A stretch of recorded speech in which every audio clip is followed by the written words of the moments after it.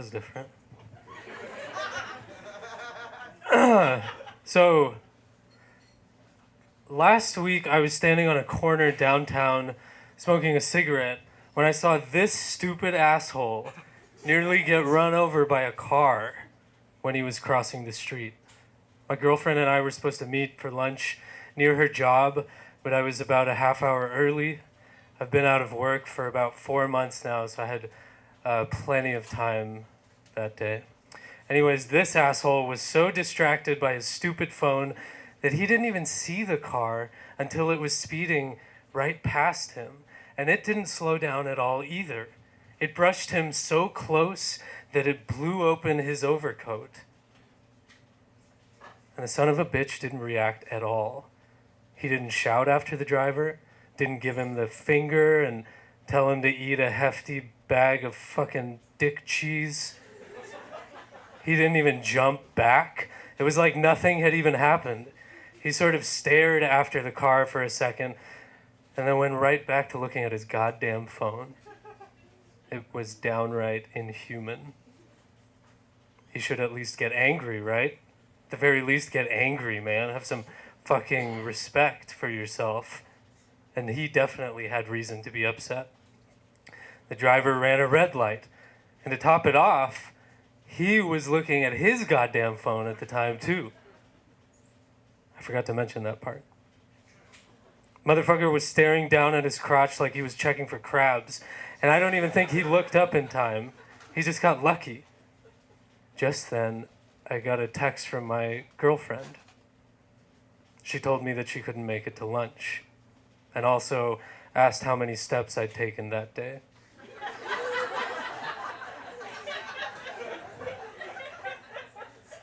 I recently downloaded this fitness app, and she and I are supposed to be in some kind of competition for steps. It's pretty much bullshit, but I'm doing it in solidarity with her.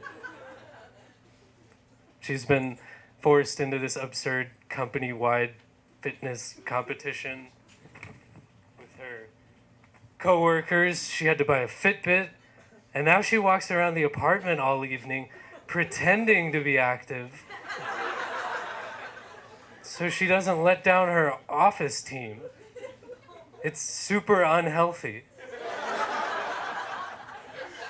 Mentally, I mean. The worst part is that the whole thing is just some bullshit attempt for the company to get a discount on employee health plans or something. It's fucking gross. I feel sorry for her.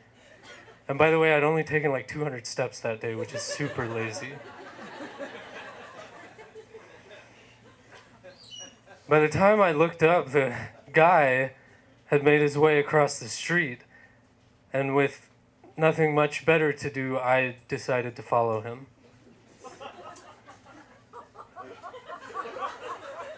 Which actually turned out to be kind of a rush. If you've never followed a stranger before, I'd recommend it.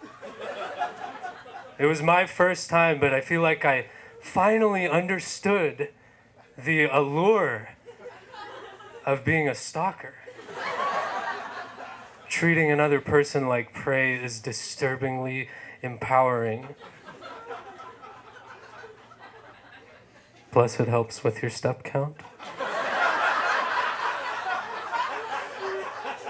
But I was curious. This guy had just had this crazy brush with death, and it seemed like he didn't even care. What the hell is that? He's either the most zen motherfucker of all time, or he's a goddamn robot. Either way, his lack of a reaction was really disturbing to me. I really wanted to get close enough to see what he was doing on his phone. I figured that if he had started texting his wife or something, telling her about what happened and how he loves her and he'll never take her for granted, etc., that would have been a normal human reaction. But if he was just looking at his fantasy football or some shit, then my already tenuous faith in humanity was going to suffer yet another painful setback. And right when I was starting to entertain the idea of optimism. My my girlfriend considers herself an optimist, which is pretty amusing to me, honestly. I love her for it, but she's pretty fucking delusional. She hates it when I try to tell her how meaningless everything is, and random. The whole topic makes her really anxious, but it's the truth. I mean, just look at this asshole. For some reason, the universe decided to spare his ragged soul one more ignorant day, and he didn't even fucking care.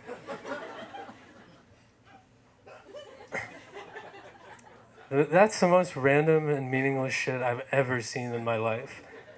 But the really crazy thing about my girlfriend is that I actually love the fact that she's so deluded. I'm such a freak that her blithe self-assurance actually gives me hope that there's some good left in us. Because it's honest, and I appreciate that. So anyways, I followed the guy for a few blocks until he went into a restaurant. Unfortunately, I never got a good look at his phone. He met a woman there. I decided to sit at the bar and listen to their conversation. I figured that he'd probably share the car story right off. What sort of monster wouldn't lead with the story of his near-death experience? But he didn't. They started talking about some real estate crap. And after a few minutes, she got out a briefcase, and they started going over paperwork. I guess it would have queered the deal if he'd canceled the meeting to go contemplate his role in the universe for a while. But Jesus, that's just sad. My girlfriend thinks I'm full of shit about all this, by the way. Sounds like he's a fucking adult, she said.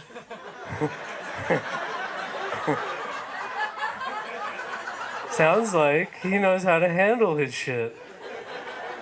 And I can see her point. Being an adult does entail a lot of shit handling. That's true. But why, in this instance, does shit handling have to preclude self-awareness? That's all. However, she didn't really care about any of this crap, as she called my story. She's more concerned about the fact that her job is now in jeopardy too. That's why she'd missed our lunch. An emergency meeting announcing layoffs at her work. Her supervisor, Kristen, who I'm pretty sure is a cybernetic organism, implied that she's safe, but who knows, the way oil is headed, I'm not holding out much hope. But get this, last night, she told me that this downturn just means that she has to be that much more of an asset to her company. She said, in a way, the lean times can be a blessing because they give you a chance to prove yourself, like a test of one's character. With excitement, she told me this. And without a trace of irony. I mean, what the fuck? What kind of beautifully delusional person is this? God, I hope she gets fired. Not out of spite or anything. I just think it would be good for her health. Plus, I'd get to see her more. How's that for optimism? So I finally left that asshole and his partner to have their business lunch in peace. Basically about 45 minutes and 3 beers in, I decided I didn't care anymore.